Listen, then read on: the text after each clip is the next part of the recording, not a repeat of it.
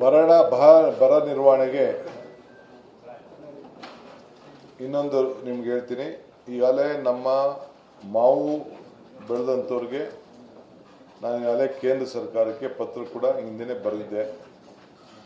ಅವರು ಕೂಡ ಬರೆದಿದ್ದಾರೆ. ಹಿಂದೆ ಹೋದ ವರ್ಷ ಏನು ನಾವು ಸಹಾಯ ಮಾಡಿದ್ದೋ ಈ ವರ್ಷ ನಮ್ಮ ಮಾವು ಬೆಳೆಗಾರರಿಗೆ ಅದನ್ನು ಮುಂದುವರಿಸ್ತಾ ಇದ್ದೀವಿ. Minimum support price last year ಏನು ಕೊಟ್ಟಿದ್ದೋ ಆ ರೀತಿ ಈ ವರ್ಷ ಕೂಡ ಮುಂದುವರಿಸ್ತಾ ಇದ್ದೀವಿ.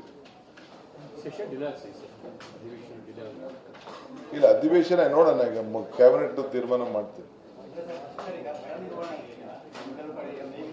ಬರ ನಿರ್ವಹಣೆಗೆ ಈಗಾಗಲೇ ಒಂದೊಂದು ಜಿಲ್ಲೆಗೆ ಇಬ್ಬಿಬ್ರು ಮೂರು ಜನ ಜಿಲ್ಲೆಗಳಿಗೆ ಮಂತ್ರಿಗಳಿಗೆ ಹೇಳಿದ್ದೇನೆ. ಅವರೆಲ್ಲ ಡಿಸ್ಟ್ರಿಕ್ಟ್ಗಳಿಗೆ ಪ್ರವಾಸವನ್ನು ಮಾಡ್ತಾರೆ. ಏನೇನಿದೆ ಅವರೆಲ್ಲ ನಾನು ನಾಳೆ ಆಫೀಸರ್ಸ್ ಹತ್ರ ಮಾತಾಡಿದ್ದೀನಿ. ಆಲ್ DC-ಗಳಿಗೆಲ್ಲ ಹೇಳಿದ್ದೀನಿ ನಾನು. ಆಲ್ ಸೆಕ್ರೆಟರಿಗಳು ಕೂಡ 3ನೇ ತಾರೀಕು ಆದಮೇಲೆ 2ನೇ ತಾರೀಕು ಆದಮೇಲೆ ಕ್ಯಾಬಿನೆಟ್ ಆದಮೇಲೆ ಕಂಪಲ್ಸರಿ ಹೋಗ್ತಾರೆ. ಅವರು ಕೂಡ ಜಾಗೃತಿ ಮೂಡಿಸ್ತಾರೆ. ಅವರು BLAಗಳಿಗೆ ಎಲ್ಲ ಕೂಡ ಹೇಳ್ತಾರೆ. BLAಗಳಿಗೂ ಕೂಡ ವಿಶ್ವಾಸಕ್ಕೆ ತೆಗೆದುಕೊಂಡು ಅವರು ಕೂಡ ಎಲ್ಲ ಯಾವುದೇ ಪಾರ್ಟಿಯವರಾಗಲಿ ಅವರ ಗಮನಕ್ಕೂ ಕೂಡ ಜಾಗೃತಿ ಮೂಡಿಸಬೇಕು, ತಿಳುವಳಿಕೆ ಕೊಡಬೇಕು ಅಂತ ನಾನು ಅವರಿಗೆ ಮಾರ್ಗದರ್ಶನವನ್ನು ಕೊಟ್ಟಿದ್ದೆ.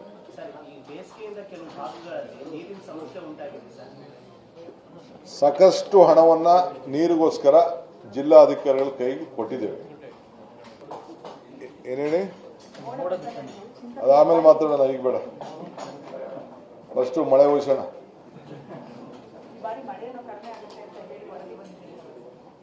ಇಡೀ ದೇಶ, ನಮ್ದೊಂದೇ ಅಲ್ಲ, ಇಡೀ ದೇಶಕ್ಕೆ ಮಳೆ ಅಪಾಯ ಕಾಣ್ತಾ ಇದೆ.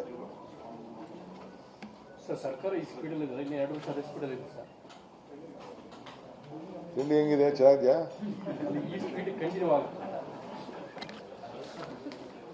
ನಿಮ್ಮ ಅಧಿಕಾರಿಗಳು ಸಚಿವರೆಲ್ಲ ನೀವು ಒಬ್ಬರೇ ಎಲ್ಲರೂ ಒಪ್ಕೊಂಡು ಮಾಡ್ತಿದ್ದಾರೆ 24 ಗಂಟೆ, ಹಂಗಾಗಿ ಹೆಚ್ಚಿಗೆ ಆಗ್ತಿಲ್ಲ ಅಂತ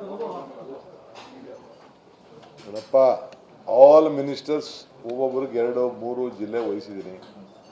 ಅವರೆಲ್ಲ ಅಟೆಂಡ್ ಮಾಡ್ತಾ ಇದ್ದಾರೆ. ನಾನು I don't want them to waste. ಎಲ್ಲ ಇದ್ದಾರೆ ನಡೀರಿ. ಮಿಕ್ಕಿದವರು ಬರ್ತಾರೆ, ಅವ್ರೇನು ಖಂಡಿತ ಎಲ್ಲ ಬರ್ತಾರೆ. ಮಿಕ್ಕಿದ ವಿಚಾರ ಕೆಲವು ನನಗೆ ಗೊತ್ತು, ಏನೇನು ಪ್ರಶ್ನೆ ಕೇಳಬೇಕು ಅಂತಿದ್ದೀರಿ, ಆಮೇಲೆ ಮಾತಾಡ್ತೀನಿ. ಎಲ್ಲದಕ್ಕೂ ಉತ್ತರ ಇದೆ ನಂತರ,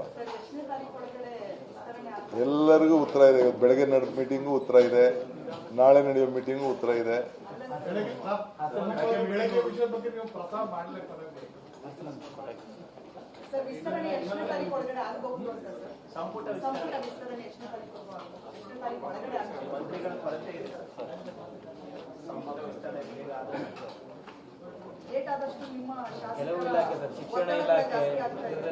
ನನಗೆ ಒಂದು ದಿನನೂ ವೇಸ್ಟ್ ಮಾಡಕ್ಕೆ ಇಂಟ್ರೆಸ್ಟ್ ಇಲ್ಲ.